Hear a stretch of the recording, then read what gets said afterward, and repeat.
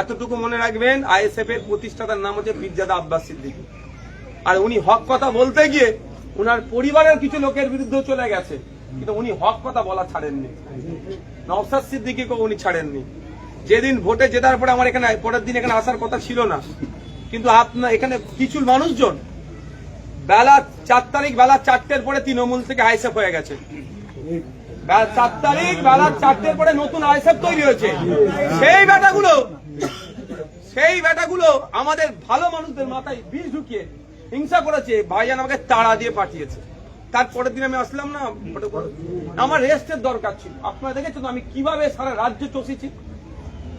একটা দুটো আরেকটু প্রোগ্রাম আমার ছিল, পার্সোনাল প্রোগ্রাম, সেগুলো বাতিল করে এসেছি। কেন? আমাকে পাঠিয়ে যা, তুই যে দেখ, তুই ওখানকার এমএলএ কি করছে দেখ। আমি যতটুকু খোঁজ নিলাম, পারিবারিক অশান্তি আইএসএফ কে সামনে রেখে সেটা হচ্ছে অন্যায়। আমি একটা কথা বলে দিয়েছি, আমাকে বলছি ভাই বিচার করে দেন। আমি বিচার করতে পারবো না। তবে এত